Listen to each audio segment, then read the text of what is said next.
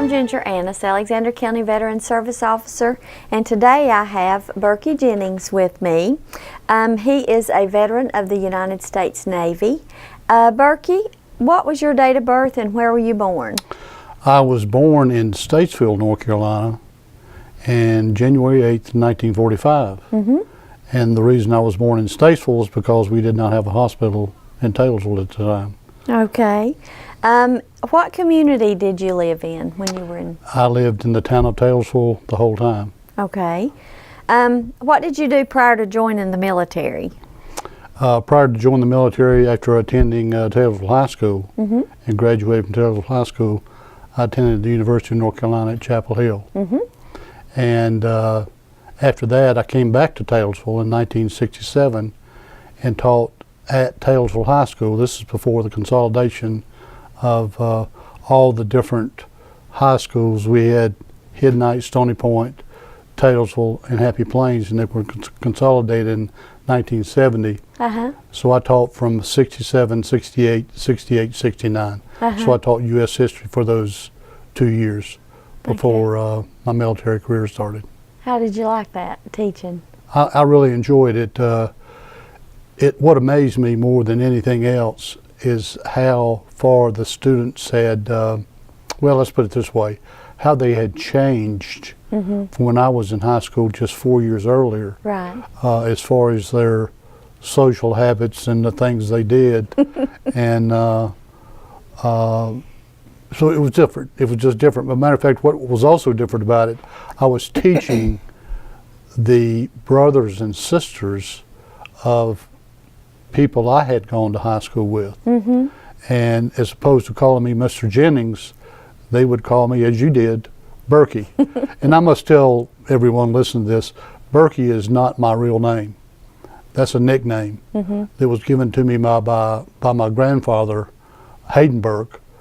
Is kind of people call Jim, Jimmy, Fred, Freddie. And so as a little shaver, somehow I got that name. My real name is James Hayden Jennings, but I prefer everybody to call me Burkie. Oh, okay. How did you feel about the military or the war at the time, right before you joined the military? I was very pro, this is during the Vietnam era. I was very pro our involvement in the Vietnam War. At the time, I believed that any war that we were involved in, we should go in to win. Right. Kind of a little sidelight, I guess if you would say. I got an appointment to the Naval Academy when I graduated from high school. Our congressman at the time was Jim Broyhill, and he got me an appointment, and I was really gun-ho to go to the Naval Academy and be a midshipman. Unfortunately, after I went to Charleston for my 3-day physical at the Charleston Naval Hospital, I got down to the last part, which was the vision test, and I couldn't pass it because at that time you had to have 20/20 uncorrected vision. And if I took my glasses off now, I couldn't see my way out of this room. Right. So, needless to say, I didn't pass the test and I didn't get to go to the Naval Academy. But I was real disappointed. And after that, I had to choose where I wanted to go to school. It was either Wake Forest, where my father went to school, or University of North Carolina, Chapel Hill, and I decided to go to Chapel Hill. Okay. Now, when you joined the military, were you actually drafted or did you volunteer to go? That's an interesting story. If I may take a minute to tell you the short version of the story. At the time, Barbara Little was the secretary to the draft board, selected service board is what it's really called in Taylorsville.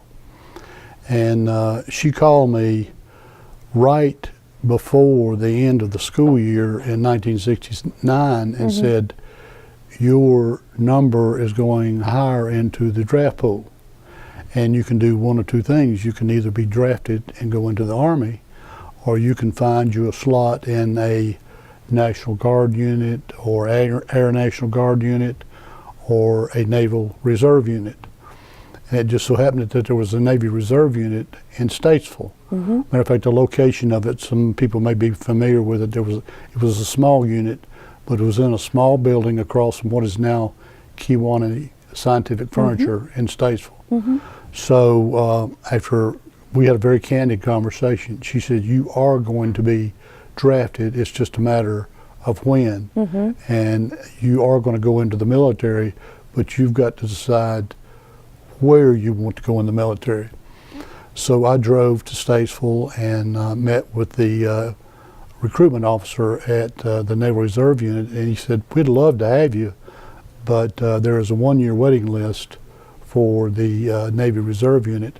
But I said, "Well, I want to go ahead and put my name on the list." And he said, "Well, that's probably a wise thing to do, because sometimes we have people that decide not to join, and so your name could move up." And so that was late 1969 when that happened. I put my name on the list.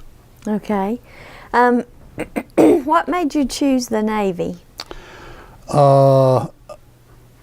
Probably two reasons. Probably one of the main reasons was, and you've interviewed him before, Ellie Herman is my half uncle, and he would still tell me stories about his, I will say, adventures, but it was more than that, in World War II, in the Battle of Leyte Gulf and so forth. He really wouldn't tell me the full depth of the stories, but Ellie and I were always real close, and so that just gave me, it always was in the back of my mind that I wanted to join the Navy. And then you'd see a lot of movies that had Navy background. One of my favorites is the comedy Mr. Roberts, and they had Henry Fonda and Tony Curtis and so forth. And I don't know, I just why I remembered that movie in particular, but it just always left a good taste in my mouth about wanting to be in the Navy. Were you on a ship, or did you like serve on land, or? That's another interesting story. Okay. When you join the Navy Reserve, you have to spend so much time on active duty and so much time on reserve duty. That means going to meetings once a month, and also every year you have to do 2 weeks, what is called 2 weeks active duty for training. So after I joined, let me go back, if I may. Okay.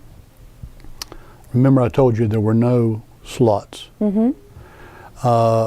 Little called me, I'll have to look at my notes here just a minute, in June of 1969, this is after the school year was over, and said, "You are going to be drafted. You're going to go," what was the classification was 1A. And have you gotten any reserve unit yet? I said, "No, I have not." And she said, "Well, you're going to get a letter in the next couple of weeks to go to Charlotte to be examined for the Army." And I'd heard stories from friends of mine that if you were drafted into the Army, that didn't necessarily mean you were going to be in the Army. There were also Marine Corps drill instructors, about every fifth person. They would take, you thought you were going in the Army, and they said, "No, we want you to go in the Marine Corps." And so that was one of my worst nightmares, was to be inducted in the Marine Corps. And so anyhow, she called me and said that you need to be prepared to be drafted in a couple of weeks and get your affairs in order and get ready to meet the bus. I think the bus picked us up downtown Taylorsville. And the next day, and I don't remember the date, but the next day I got a call from the reserve unit in Statesville that says, "We have a slot for you if you would like to join." And I think I broke the world land speed record driving from here to Statesville to put my name on the dotted line to join the Navy Reserve. And that was again about September of 1969 when I joined. Wow. Okay, and again, did you serve on a ship, or were you on land? Yes, I got off track for a while. The only experience I had serving on a ship, I had to do 1 year of inactive Navy Reserve duty before I went on active reserve. Okay. And part of that 1 year of inactive reserve entailed 2 weeks active duty for training. And so I was given orders to Mayport, Florida, to the naval station down there, Navy base actually, to serve on a destroyer called the USS English. And that was part of my 2 weeks active duty for training. It just so happened that was in June, July time frame. Maybe it was July, August time frame. Anyhow, it was hot. Right. Okay. And the quarters that I slept in at night there were 6 bunks high, and I was sleeping in the fantail, which is the rear part of the ship, in un-air conditioned quarters. And the temperature would be like 106 degrees at night because the sun was shining on the steel deck at night. Right. And not to be facetious, I really would say my prayers, please get me off of this ship. I never want anything, any part of a ship again. And basically our duty on the ship was it was a reserve ship. It was built prior to the start of World War II, and it was really a rust bucket. We never went out off on a cruise or anything like that. We just stayed tied up to the pier. There were 4 destroyers, and then outboard of that was a destroyer tender, but we never went out. But it was just a horrendous experience because it was so hot. The living conditions were miserable. I got dysentery from the ice machine. About half the ship's crew did. And again, I said to myself, I never want any part of a ship again. So that's the only shipboard duty that I had while I was in the Navy. So when you were on the ship for your active duty for training, was it just to train you that you're going to cook whenever you're trying to sleep, or did you actually have a job to do when you were there? Well, what we did, because again we were reservists, and maybe the lowest of the low, that when they would call general quarters in the morning, my assignment was go up into the wheelhouse and polish all the brass, for the compass and all that, which wasn't so bad because it was air conditioned up there. Right. Some of the more unfortunate reservists had to go down into the bilges, which is the lower part of the ship, and clean all the grease and muck out of the very bottom part of the ship. So I was very fortunate. Even though I had to sleep in un-air conditioned quarters, I did have a fairly good assignment. So I was just a flunky basically for 2 weeks polishing brass. Okay. Topside brass, as they call it back then. And how long were you in the Navy? A little over 5 years. Okay. And did you serve overseas or stateside, or did you do both? I served only stateside. Okay. And my active duty time was spent in Key West, Florida. Okay.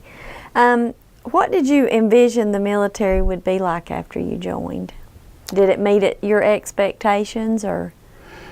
After I finished boot camp, and then I'm going back a little bit because that first year when I was in active duty in my Navy Reserve that first year, and I was in that accelerated reserve program, and what that did, that allowed you to become an E4 before you went on active duty. Now, as far as meeting or exceeding my expectations, at that time they had a Naval Training Center, and because there were so many people they needed for the military back during the Vietnam War, right, they reopened a former Naval Training Center in Orlando, Florida, that's not there anymore.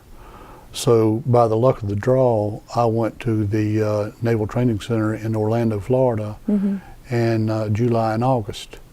And you can imagine that is not the coolest place to be when we were drilling and having inspections and so forth. And just a little side note, kind of a story, we would form at 5 o'clock in the morning to march to breakfast, and we had to spit shine our, they call them boondockers, they were boots. I had to spit shine them at night before we went out the next morning for inspection, before we marched to breakfast. And it would be so hot and humid there, and the chief petty officers that were in charge of us would keep us in formation longer than we needed to stand in formation, as they are prone to do. But when we would turn to march off to breakfast, you could stand and look back, or you could look back and you could see where you had been standing because the shoe polish had melted off of your boots, and there was an imprint of where you had been standing. So that tells you how hot it was down there. Now that did not meet my expectations. Right. But when during that 1 year, first year, we also had to decide what we wanted to do in the Navy, what our job function would be. I can't tell you to this day why I remember the Chief Petty Officer's name that was our training officer that helped me get into this accelerated reserve program. But his name was Chief Janbrin. He lived in Union Grove. And so it was time for me to sit down with him and decide what I wanted to be when I grew up in the Navy.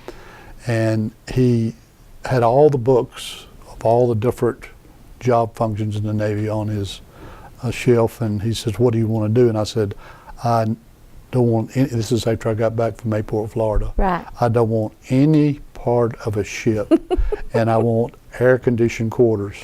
He said, "Well, that's being fairly picky, but we'll see what we can do." And so he pulled off a book, and he thumbed through the book, and he opened up a book to about the middle.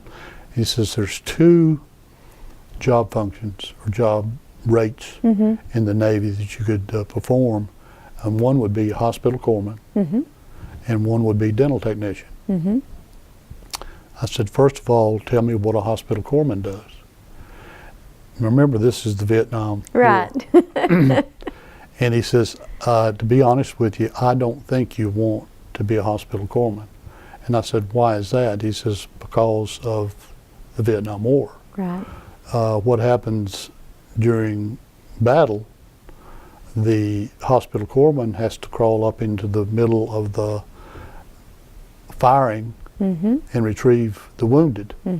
And the only weapon you have is your Geneva Convention card. Plus you have a red cross on your helmet and a red cross in your arm, and the Viet Cong are using that for target practice. And I said, Right. "What else you got?" And he says, "Well," he said, "I have a dental technician." I said, "What does a dental technician do?" He said, "They do various things. It depends on what part or what type of dental technician you wanted to be." Some dental technicians made crown and bridges. Some dental technicians were oral surgeon's assistant. Some dental technicians were, they called them Class A dental technicians that did a little bit of everything. And I said, "Well, that sounds pretty good. I mean, tell me what kind of duty stations where would I be stationed?" He said, "Well, a ship that you could be stationed on, it's just about the smallest ship that has dental technicians is an aircraft carrier." And you got 3,000 or 4,000 people on there. And he said, "But that's probably slim or none that you'd be stationed on an aircraft carrier." Right. Because you're in Navy Reserve. That's usually reserved for regular Navy. He said you'd be stationed at a Navy base somewhere in the United States, or possibly in Hawaii or Alaska. It could be one of the states of the United States. Right. And I said, "That's what I want to do, dental technician." So that's what got you started. That's what got me started. And where did you do your basic training? I did my basic training in Orlando, Florida. As I said, they reactivated a naval training center that had been active in World War II.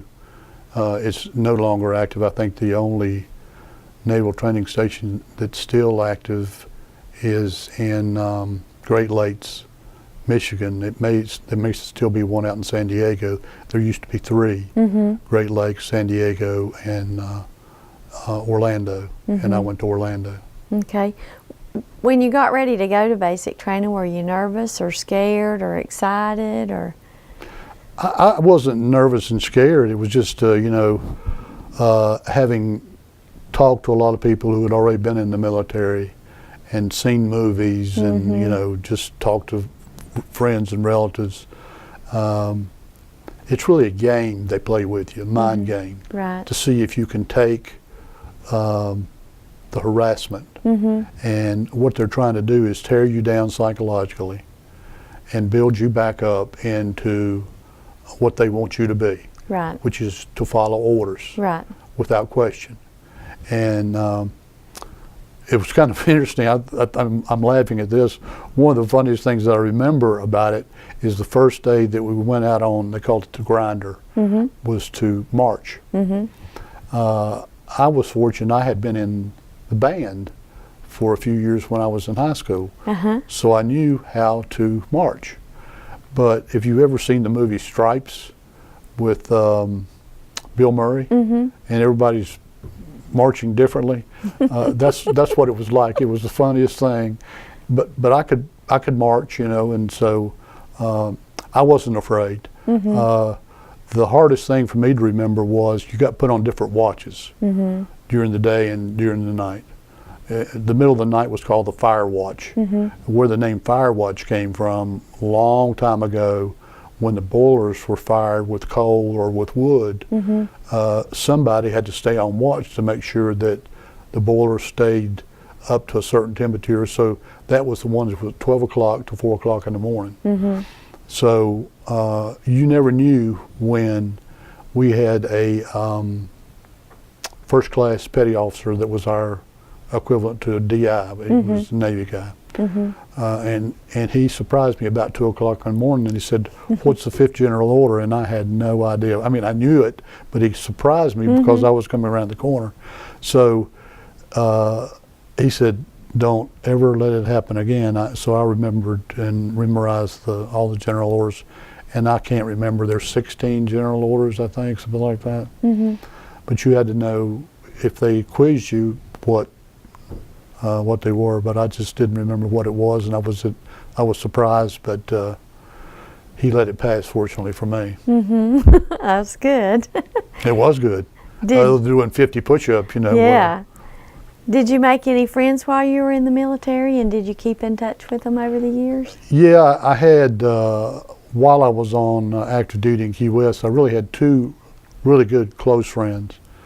The first one was also an enlisted man, same rank I was. I eventually became an E5 dental technician too, and his name was Skip Rau, R-A-U, from Tampa, Florida. Unfortunately, we exchanged addresses, you know, when I left Key West. He was one of the unfortunate ones.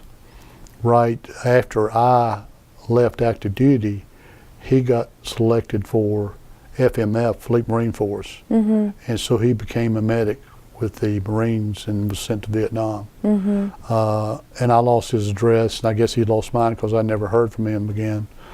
Another one that I served with, matter of fact, I was his chair side assistant. That's what you call the assistant that assists the dentist in the operatory, which is the room, the torture chamber that you go into to have your teeth filled or whatever. And his name is Zach Jennings, if you can believe it. He was a lieutenant, and he was and is still from Batesville, Arkansas. And he and I still exchange messages via Facebook.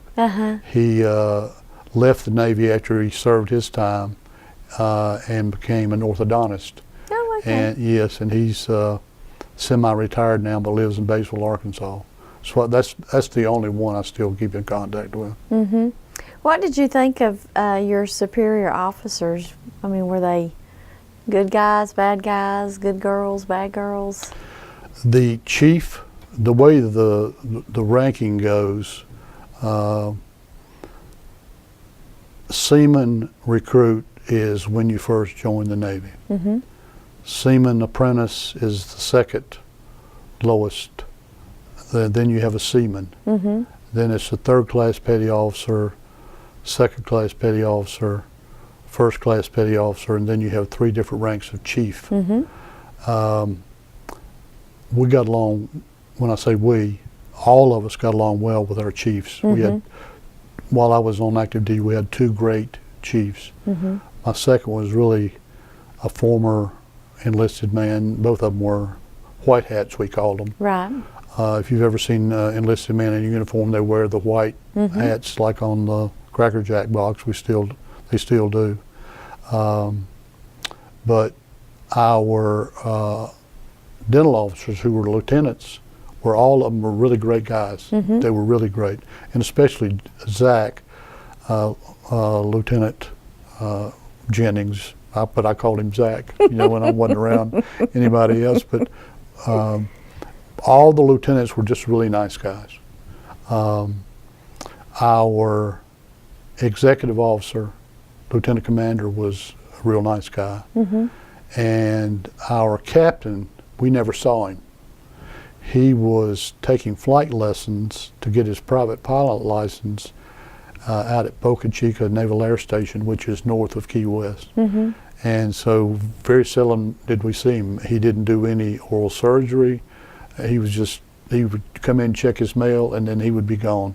He was there for about a year, and then the executive officer, who was a former enlisted man, his name, once he got promoted from commander to captain, he turned into Simon LeGree. He was a former white hat. Right. He had worked himself all the way up from a seaman recruit all the way up to captain, which has the scrambled eggs on their hat and so forth. Right. But from the time he went from being the executive officer to the time he became captain, his personality completely changed. He let it go to his head.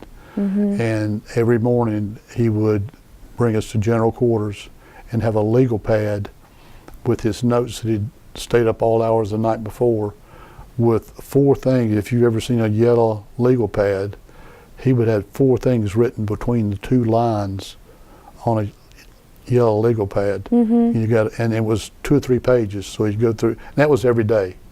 Things that, so he was horrible. But other than that, overall, all the enlisted men, all the officers except our last commanding officer was, they were really good and he was really bad. From an interpersonal perspective as well as from a command perspective. Right. What was your most memorable experience in the Navy? I had to laugh. One of the things we did on active duty, dependent wives and children were not, could not get dental care. So we would volunteer to run a dental clinic on Saturdays that dependent wives and children could come to the dental clinic to have work done, whether it was just a normal exam or have a filling or so forth. And we did this just because we thought it was the right thing to do. Right. And I have to interject kind of some personal information here. When I was first on active duty, I was married and my wife was living with me in Key West. And she never liked, we were living in off-base housing. For some reason, she never liked Key West. And I'm reflecting today and still reflect on, if you've ever been to Key West, and I know you have, you'd wonder why nobody liked Key West, but she just didn't. So I moved back into the barracks. And at that time, the Navy base that I was stationed on in Key West was called the Truman Annex. And on the Truman Annex is the little White House where Harry Truman, when he was president, would come down for vacation. But there were other things on different parts of Key West, and the Boca Chica Naval Air Station, which was on a key or an island north of Key West. But across the street from us was a SEAL team school. And we used to entertain ourselves, and I'm going to get to answer your question in a minute, but we would entertain ourselves. It wasn't entertaining for the guys in SEAL team school. Seeing all the things that would happen to them during the day if they messed up during their training, such as running relay races on the ball field with telephone poles, such as if he really messed up, doing push-ups behind the building with the fire hose being squirted on them, with all their scuba diving tanks or weight belts, and as many until they could just couldn't do it. But going back to the fact that we worked on patients on a volunteer basis, the base had an admiral that was in charge of the base. So when I moved into the barracks, the driver of the admiral, because he had his own private car, right, and he had a driver that was a Marine, and he lived in there was a quad. Is what I lived in was four beds in a quad, and there weren't many people living in the barracks, right, and he had the quad next to me, and he and I became good friends. You know, we would go out and have a cold beverage in the afternoon or whatever. But through him, he set up an appointment for the admiral's wife and children to come into the dental clinic for checkups and dental work and so forth. And it just so happened that Dr. Jennings and I got to work on the admiral's wife and children. I'm getting back to your funny part. And the admiral came in and got to meet him, and he was a real nice fellow. right, And he was approachable, and you could shake hands with him and talk to him just about fishing, because he loved to fish. And that's one thing that admirals, when you get to that rank, he had what was called an admiral's barge, which was a 50-foot Hatteras yacht that he was for his own use, so he got to fish whenever he wanted. He could do whatever he wanted to do because he was in charge. But this particular, it happened in kind of close succession. We worked on his wife and children. The next week, I wanted to go. I asked Dr. Jennings. We were between patients. I said, I'd like to go to the ghee dunk machine and get a Coke and a pack of crackers. And if people are watching this saying, what in the world is a ghee dunk machine? Well, a ghee dunk machine is a naval term for a vending machine. And the nearest vending machine, we didn't have any in our dispensary. right, On one side was the dental clinic, on the other side was the medical clinic. And for obvious reasons, we just didn't have those. But I wanted a Coke and a pack of cheese crackers, and so normally we wore smocks right, while we were assisting the dentist, whether it was oral surgery or whether it was just chairside surgery. And so we wouldn't wear our hats. They were in our lockers because we could wear civilian clothes on and off the base and so forth.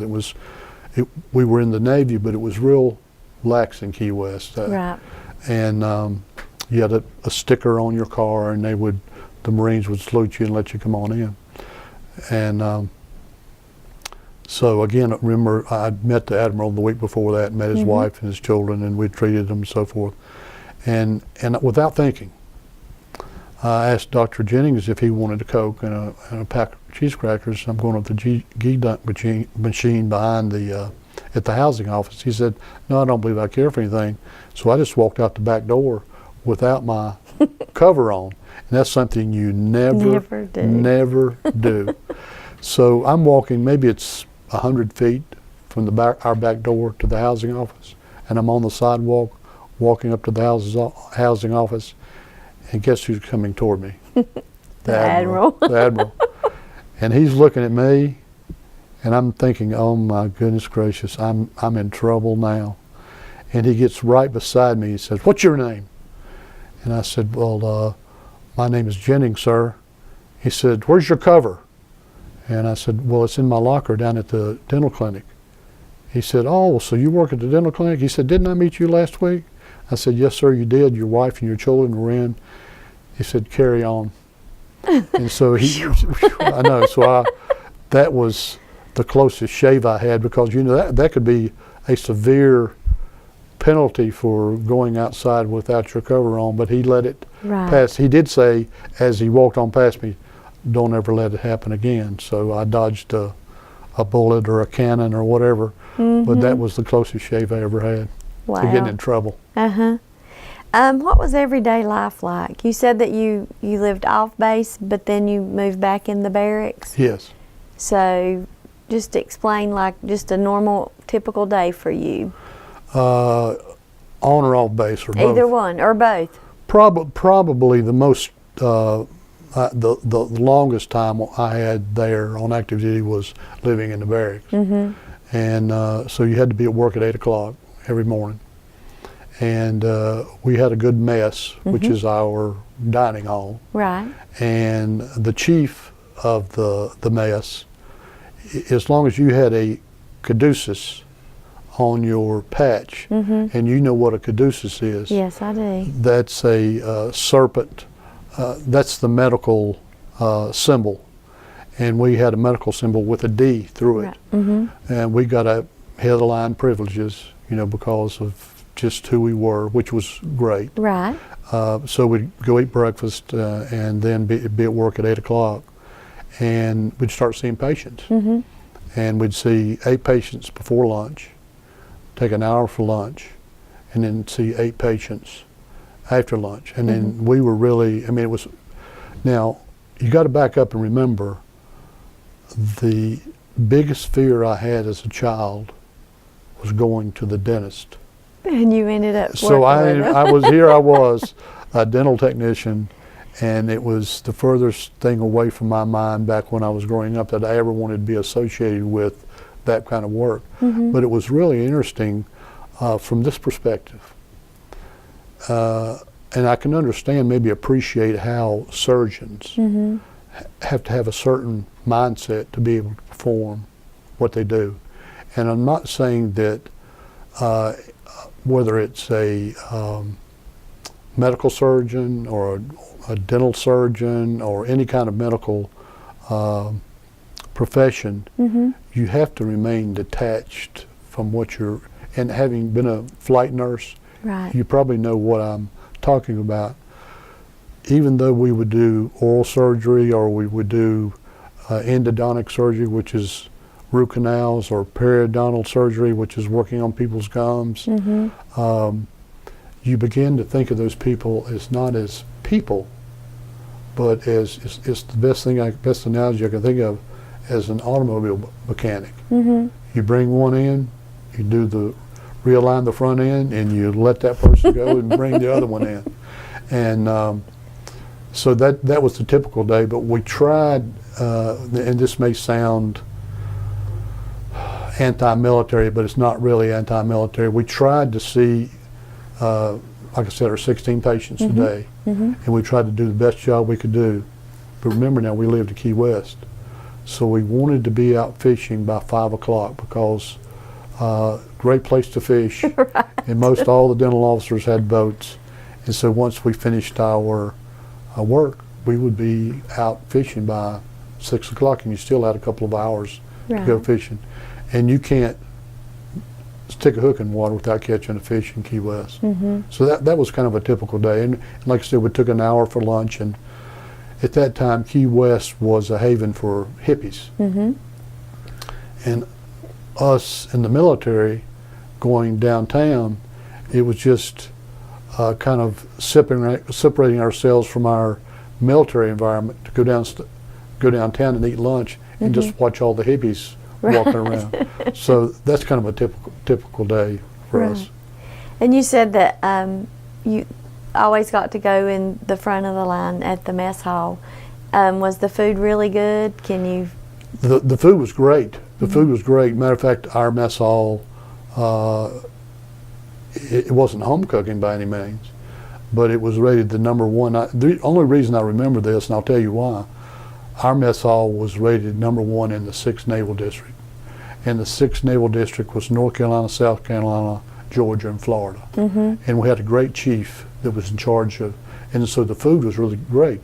Matter of fact, one thing I really loved was we had also mid-rats, which was midnight rations. So if you'd been out on the town at night and you want to go into the chow hall and get breakfast, you could, because they were serving breakfast. But the chief and I became good friends because he had 8 children. And remember, we were doing this volunteer work on the weekends. And so his 8 kids would come in at different times, and we would do work on them. But anytime I needed my daughter was born before I was on active duty. She was real small. But he was always real nice to bake a birthday cake for her. Oh. So, but the food was really good. I mean, really, really good compared to some of the food I had when I was in basic training and when I was going to school out in San Diego. It just wasn't your typical Navy food. Right. Did you keep in touch with people back home when you were there? Or? Was it difficult to stay in touch with everybody? It was, well, the reason I'm laughing, it was really strange. I had more people from Taylorsville come and visit me in Key West, even though I did come home on leave. Of course, you could take a 30-day leave, right. And that was part of your, and so I did come home on leave. But I had 10 or 12 friends of mine that would come and visit me in Key West. This is before I lived on the base, because I had an extra bedroom, and they would come and visit and stay for a couple of weeks because I had a free place to stay in Key West. Right. But I did stay in touch with them and plus other folks when I came home. And, but I tell you what, back then there were no interstates from here to Key West, and I, as an enlisted man, you make very little money, right. even less than you make now. And so most of the times I would drive it straight from Key West to Taylorsville, which was about 22 hours straight. Wow. And I just didn't trust my wife to drive because she wouldn't pay attention to what she was doing. And that's not demeaning women or anything like that. She just didn't. So I would drive 22 hours straight to get home. Wow. Because we didn't have enough money to spend for a hotel. So we'd drive straight. Put my daughter in the back seat of the car with a baby mattress stretched over the back seat, and she'd go to sleep and just sleep about the whole way home. How did you handle being away from home and family? Were you ever, when you were on active duty, were you ever taken away from your wife and your daughter to do anything different or to go anywhere or anything like that? No, I was always stationed at the Truman Annex. Okay. The one sad fact, though, right after I went on, right before I went on active duty in 1970, is my father passed away. And that left a big void in my life. But I would come home. One reason I would come home for these 30-day leaves was to be with my mother. Right. But as far as missing someone, I really miss my dad a lot because he died young. He was only 62 when he passed away. Did you receive any awards or decorations for your time in the military? Everybody gets it. What is it? National Defense Service Medal? Yeah, National Defense Service Medal. And that's the only medal that I got. But I have some Navy Reserve medals that I never received while I was on active duty, but I've looked them up. But I've never gone through with the actions I need to go back through our congressional representative to get those medals. Do you still have any parts of your uniform or photos or mementos or anything of your time in the service? Yeah, I have. The only photo that I can find is my graduating class from the dental technician school out in San Diego. I still have my uniform, and back then I weighed 165 pounds, and now I weigh 235 pounds. And so I tried, I don't know, 2 or 3 months ago to get my blouse, is what our top part of our uniform was called, over my head. I got it over my head. I couldn't get it over my shoulders.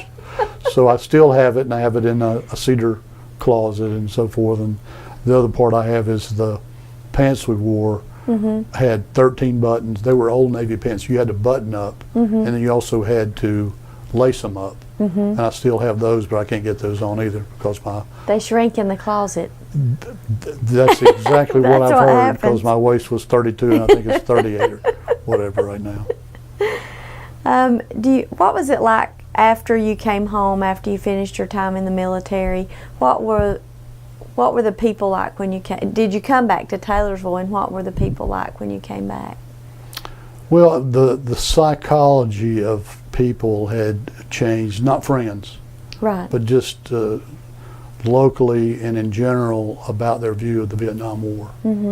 I was still pro-war, but if you looked at the media nationally, everybody was against the war. Of course, President Johnson, didn't run again because of the anti-warfare. Just a little side note, though, it has nothing to do with that. The chief of naval operations when I was on active duty was Admiral Zumwalt, and I just noticed that they commissioned a ship, a destroyer, a new class destroyer, with his name on it this past weekend. Well, Very good. But to answer your question, it was, nobody liked the Vietnam War when I got back. Did you come back to Taylorsville to live, or did you go somewhere else? I came back to Taylorsville. Okay. And you said you were married before you went on active duty? Yes, I was married in the latter part of 1969. Okay, and then you had a daughter. Had a daughter. Any other children? No, just one daughter. She's a chiropractor and practices in Kannapolis, and I can't believe how fast time passes. She's 44 years old now. Oh, mercy. I did take her back to Key West, though. Uh-huh. I taught her how to swim when she was 18 months old in Key West. She'd never been back until about 3 years ago when I took her. And she didn't remember anything about Key West. But all I hear now is, Daddy, let's go back to Key West. Right. She likes it. Well, that's good. What's your occupation been since you left the military? I've been in sales primarily since I got out of the military.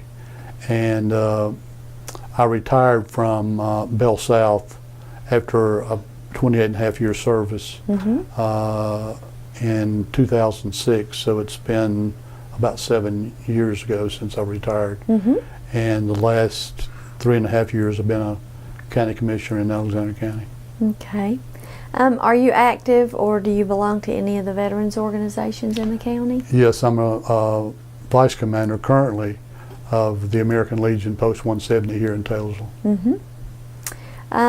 And you said your uncle Ellie Herman was in the military. Were there any other military family members? Yes, Ellie is my half-brother. Excuse me, half-uncle is my father's half-brother.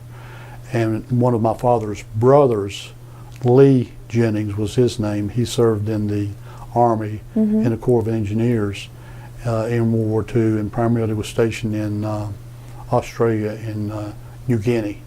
Oh, okay. Very good. What would you say to the youth today that were interested in the military? I would say today, based on my experiences and also the economy, I would join, and I'm sincere in this, and I would make a career out of it. Unless the Congress does something about it, and you know there's a lot of controversy about changing benefits for veterans and so forth.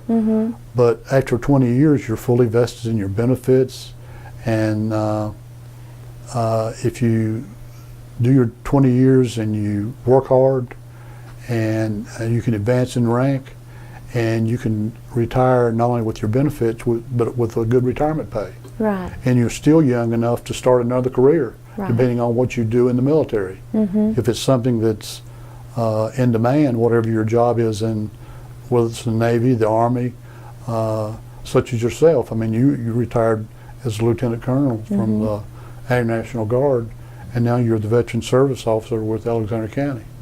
So I would recommend any young person that is or is not considering college. If you're considering college, there's still ways to go into the military. You can do ROTC. You can do Army, Navy, depends on where you go to school. Right. I had a lot of friends when I was at school at Chapel Hill that were in the Naval ROTC program. And of course, after you graduate, you're a commissioned officer, which is, in hindsight, it's always 20/20. I should have done the same thing, but I didn't.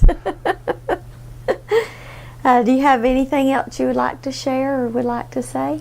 No, but I just appreciate the time to kind of recount some of my stories, and I have a lot more stories to tell, but in the essence of time, and I guess maybe in the essence of decency, I won't recount some of the some of the stories I have to tell. But I really enjoyed my time in the military. I really did, and even though I can't remember a lot of the people I served with, we all got along well. There was never a time when I was either on inactive or active duty that I had any crosswords with anybody. Right.